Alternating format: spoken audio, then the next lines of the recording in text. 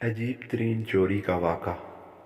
ایک نہایت شاطر اور ماہر چور نے چوری کی خاطر مہنگا لباس زیب تن کر کے معزز اور محترم دکھائی دینے والے شیخ جیسا حلیہ بنایا اور صرافہ بازار میں سونار کی ایک دکان کے اندر چلا گیا۔ سونار نے جب اپنی دکان میں وضاقتہ سے نہایت ہی رئیس اور محترم دکھائی دینے والے شخص کو دیکھا جس کا نورانی چہرہ چمک رہا تھا تو سونار کو ایسا لگا جیسے اس کی دکان کے باغ جاگ اٹھے ہوں۔ اسے پہلی بار اپنی چھوٹی سی دکان کی عزت و وقار میں پہلی دفعہ اپنی چھوٹی سی دکان کی عزت و وقار میں اضافے کا احساس ہوا۔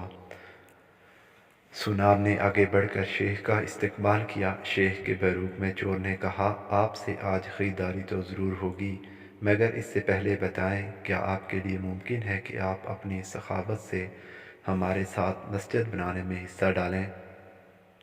اس نیک کام میں آپ کا حصہ خواہ 1 درہم ہی کیوں نہ ہو۔ سونار نے چند درہم شیخ کے حوالے کیے ہی تھے کہ اسی اثنا میں ایک لڑکی جو در حقیقت چور کی ہم پیشہ تھی دکان میں داخل ہوئی اور سیدھی شیخ کے پاس جا کر اس کے ہاتھوں کو بوسہ دیا اور التجائیہ لہجے میں اپنے اور اپنے اہل و عیال کے لیے خیر و برکت کی دعا کے لیے کہا۔ سونار نے جب یہ منظر دیکھا تو اس سے رہا نہ گیا اور معذرت خواہانہ لہجے میں کہنے لگا، اے محترم شیخ، لا علمی کی معافی چاہتا ہوں مگر میں نے آپ کو پہچانا نہیں ہے۔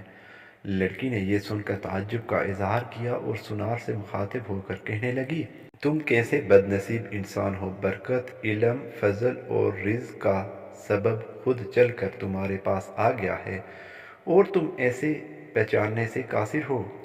لڑکی نے شیخ کی طرف اشارہ کرتے ہوئے کہا، یہ فلاں علاقے کے مشہور و معروف شیخ ہیں جنہیں خدا نے کثرت علم، دولت کی فراوانی اور ہر قسم کی دنیاوی نعمتوں سے مالا مال کر رکھا ہے۔ انہیں انسانوں کے بھلے کے سوا کسی چیز کی حاجت نہیں ہے، لوگ ان کی ایک جھلک دیکھنے کے لیے بے تاب رہتے ہیں۔ سونار نے شیخ سے معافی مانگتے ہوئے کہا کہ شیخ صاحب، میں معافی کا طلبگار ہوں، میرا سارا وقت اس دکان میں گزرتا ہے اور باہر کی دنیا سے بے خبر رہتا ہوں، اس لیے اپنی جہالت کی وجہ سے آپ جیسی برگزیدہ ہستی کو نہ پہچان پایا۔ شیخ نے سونار سے کہا، کوئی بات نہیں، انسان خطا کا پتلا ہے، غلطی پر نادم ہونے والا شخص خدا کو بہت پسند ہے۔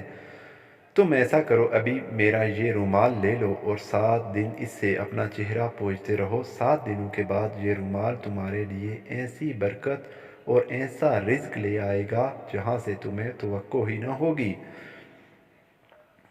جوہری نے پورے ادب و احترام کے ساتھ رومال لیا، اسے بوسہ دیا، آنکھوں سے لگایا اور اپنا چہرہ پوچھا تو ایسا کرتے ہی وہ بے ہوش ہو کر گر پڑا۔ اس کے گرتے ہی شیخ اور اس کی دوست لڑکی نے سونار کی دکان کو لوٹا اور وہاں سے فوراً رفو چکر ہو گئے۔ اس واقعے کو جب 4 سال گزر گئے اور سونار رو دھو کر اپنا نقصان بول چکا تھا تو 4 سال کے بعد پولیس کی وردی میں ملبوس 2 اہلکار سونار کی دکان پر آئے۔ اس کے ساتھ وہی چور شیخ تھا جس کو ہتھکڑیاں لگی ہوئی تھیں۔ سونار اسے دیکھتے ہی پہچان گیا۔ ایک پولیس والا بولا، سونار کے پاس آ کر پوچھنے لگا، کیا آپ اس چور کو جانتے ہیں؟ آپ کی گواہی سے ہی قاضی اسے سزا سنا سکتا ہے۔ سونار نے کہا، کیوں نہیں، میں نے فلاں فلاں طریقہ واردات سے مجھے بے ہوش کر کے میری دکان لوٹ لی تھی۔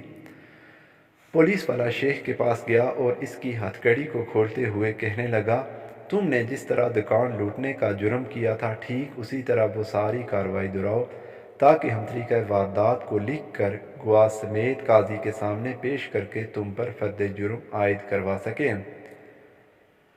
شیخ نے بتایا کہ میں اس طرح داخل ہوا اور یہ کہا اور میری مددگار لڑکی آئی، اس نے فلاں فلاں بات کی، پھر میں نے رومال نکال کر دکاندار کو دیا۔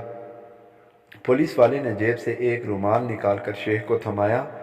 شیخ نے سونار کے پاس جا کر اسی طریقے سے اسے رومال پیش کیا تو پولیس والا سونار سے کہنے لگا، جناب آپ بالکل ٹھیک اسی طریقے سے رومال کو چہرے پر پھیریں جیسے اس دن پھیرا تھا۔ سونار نے ایسا ہی کیا اور پھر سے بے ہوش ہو گیا۔ شیخ نے جب دوستوں کی مدد سے دوبارہ دکان لوٹ لی جنہوں نے پولیس والوں کا بیس بدل رکھا تھا انہوں نے دوبارہ سے دکان پر ہاتھ صاف کر لیے اور سارا مال لے کر رفو چکر ہو گئے۔ آج ہمارے ملک کا یہی حال ہے۔ ہر 5 سال بعد چور بیس بدل کر ہمارے پاس آتا ہے۔ نادیدہ قوتیں پھر سب کچھ دہرانے کا کہہ کر الیکشن کرواتی ہیں اور چور ووٹ کھیل کر عوام کو پھر سے چونا لگاتا ہے اور اپنے ساتھیوں سمیت پتلی گلی سے نکل جاتے ہیں۔ ہر دفعہ ایک نیا منظر، نیا لباس، نیا بہروپ، نئی شکل اور نیا حربہ، جس سے عوام دھوکہ کھا کر اعتبار کرتی ہے اور آخر میں ساتھیوں اور ہمدردوں سمیت نکلتا وہی چور ہے۔